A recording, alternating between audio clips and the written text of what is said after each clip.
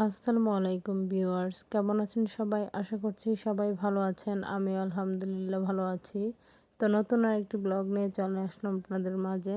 তো এখানে হচ্ছে আমি প্রথমে তো নাস্তা করে নিয়েছি। তো এদিকে গতকালকের কিছু ভেজা কাপড় ছিল ঘরে, তো সেইগুলোই নিয়ে চলে আসছি নেড়ে দিতে। তো বাচ্চাদের থেকে শুরু করে আপনাদের ভাইয়ার, আর এখন কিন্তু শীতকাল, যেহেতু মানে শীতের একদম শেষ পর্যায়ে, তো সেই জন্য কিন্তু শীতের কাপড়গুলো হচ্ছে একের পর এক ধুয়ে দেওয়া হচ্ছে। তো অনেক অনেক কাপড় কিন্তু জমে যায়, আর শীতকাল আসলে শীতের পোশাক অনেক বের করতে হয় বাচ্চাদের, তাছাড়া বড়দের সবারই। তো সেই জন্যই আমি আপনাদের ভাইয়ার কিছু পোশাক ছিল এখানে, শীতের পোশাক তাছাড়া টুপি, তো সেইগুলোই আর কি খুঁজে খুঁজে বের করে ধুয়ে নিতেছি। তো এগুলো তো হচ্ছে রেগুলার ইউজ করতে হয় এই শীতকালের মধ্যে। তো বিশেষ করে এখন কিন্তু ৩-৪ দিন যাবৎ রাতে একদম বেশি শীত পড়ে। তো এদিকে আপনাদের ভাইয়া চলে যাচ্ছে। তো দিনে তেমন একটা বোঝা যায় না রোদের কারণে, রাত হলে কিন্তু অনেক শীত পড়ে। তো আমি হচ্ছে আপনাদের ভাইয়া চলে যাওয়ার পর কাপড়গুলো ধুয়ে নিয়েছি। তো বালতি ভর্তি কাপড় নিয়ে চলে আসছি বাহিরে নেড়ে দিতে। তো আমি হচ্ছে রোদ খুঁজে খুঁজে নেড়েছিলাম, তো সেই জন্যই হচ্ছে আমার মানে খুঁজে খুঁজে দিতে হয়েছে। তো যাই হোক, তো এদিকে তো আমি কাপড় নাড়ছি, অন্যদিকে বাচ্চারা খেলাধুলা করছে।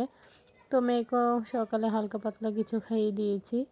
তো ওদেরকে হচ্ছে মানে সকালের প্রথম কাজ থাকে বাচ্চাদের নিয়ে স্কুলে যাওয়া, সেইখান থেকে এসে ওদেরকে কিছু খাইয়ে দিয়ে আবার কাজ শুরু করা। তো এদিকে যেহেতু মানে এই পাশে হচ্ছে একটু রোদ লাগে আর কি এই তারগুলোতে, তো সেই জন্য এই তারগুলোতেই হচ্ছে আমি খুঁজে খুঁজে দিতেছিলাম। তো সকালে যে কাপড়গুলো দিয়েছি, তো প্রথমে এগুলো কিছুক্ষণ পর শুকিয়ে যাবে। তো এরপর হচ্ছে এই জায়গাটাতে আবার দেওয়া যাবে। তো যাই হোক, তো ভিডিও দেখতে দেখতে যারা এই পর্যায়ে চলে এসেছেন, শুরুতে লাইক দিতে ভুলে গিয়েছেন, তারা অবশ্যই একটি লাইক দিয়ে ভিডিওটি কন্টিনিউ করবেন। আপনাদের একটি লাইক আমার ভিডিওটি অনেকজনের মাঝে পৌঁছে দিতে সাহায্য করবে।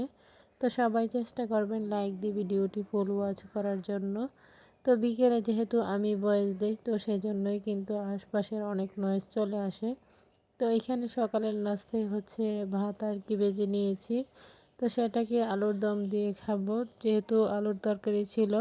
তো আলুর তরকারি এবং ডিম ভাজা দিয়ে কিন্তু এই ভাতটা খেতে বেশ ভালো লাগে। তো আমার বয়স শুনে অবশ্যই আপনারা বুঝতেই পারছেন, মানে আমার খুবই গলা ব্যথা করছিল। তো গলা দিয়ে কথা বলতে আমার খুব কষ্ট হচ্ছিল। তো এদিকে ফ্রিজ থেকে আবার দুধ বের করে নেওয়া হয়েছে দুপুরে জাল দেওয়ার জন্য। তো সেটাকে জাল করে রাখা হবে, রাতে হচ্ছে দই পাতা হবে আর কি।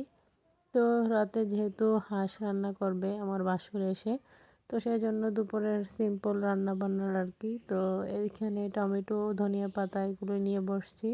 তো দুপুর রান্না হবে আজকে টমেটোর টক, সাথে শুটকির ভর্তা ভাজি। তো যাই হোক, তো আমি সব কিছু নিয়ে বসছি, কাটাকাটি করে নিব। তো রাতে যেহেতু ভাইয়া এসে হচ্ছে এখানে মানে হাঁস রান্না করবে, তো সেজন্য দুপুরবেলায় বসে পড়েছি পেঁয়াজগুলো কেটে নিতে। তো এখানে সব কিছু কাটাকাটি শেষ করে হচ্ছে আর কি এখন বাড়িঘরটা পরিষ্কার করে নিব। তো প্রথমে হচ্ছে আমি ঘরটাকে ঝাড়ু দিব, এরপর আর কি বাইরে উঠানগুলো পরিষ্কার করব। তো সেটা তো করতেই হয়, আর বাড়িঘর পরিষ্কার না থাকলে সব সময় মানে কেন জানি একদমই হচ্ছে ভালো লাগে না।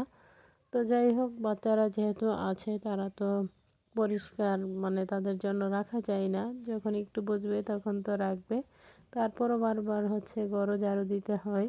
তো ওরা যেহেতু বুঝতে পারে না এটা সেটা সারাক্ষণ ফেলতেই থাকে। তো রান্নাবান্না শেষে এখন আমি চলে এসেছি হচ্ছে দোকানের খাবারটা রেডি করে দিব। তো এইখানে ছিল শুটকির ভর্তা ভাজি, সাথে মাছ ভুনা আর হচ্ছে টমেটোর টক। তো এগুলি আর কি দুপুরের আয়োজন ছিল আজকে। তো যেহেতু বেশি তরকারি রান্না করলে আবার রাতে যা রান্না করবে এগুলো দুপুরেরগুলো রয়েই যাবে।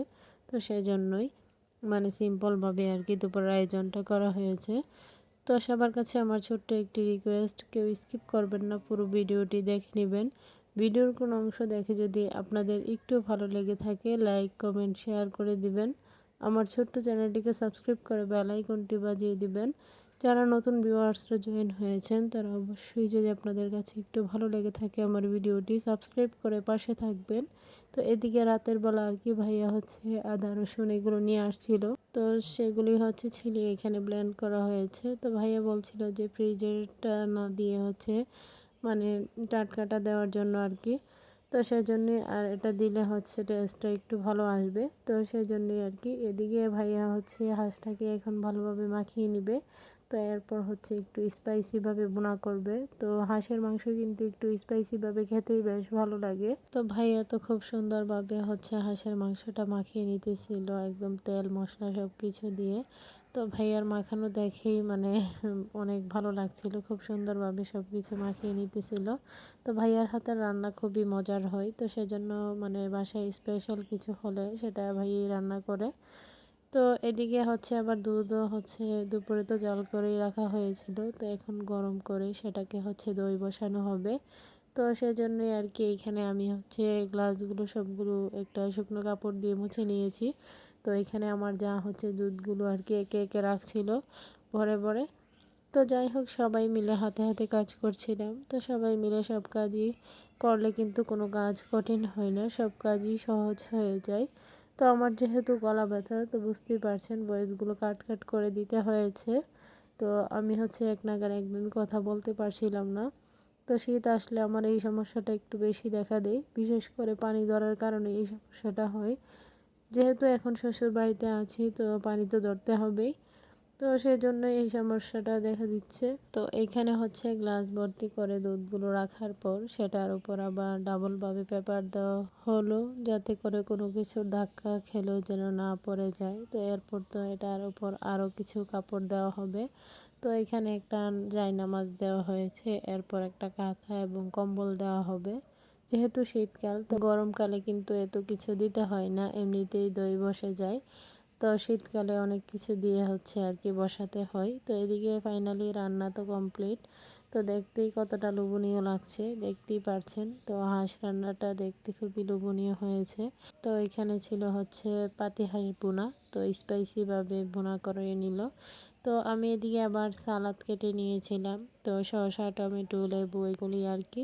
তো সব কিছু আগে থেকেই রেডি করে রেখেছি। তো সবাই হচ্ছে মানে এই পলা সালাদটা খেতে খুব পছন্দ করে, তো সেই জন্য এরকমভাবেই সালাদটা করে নিয়েছি।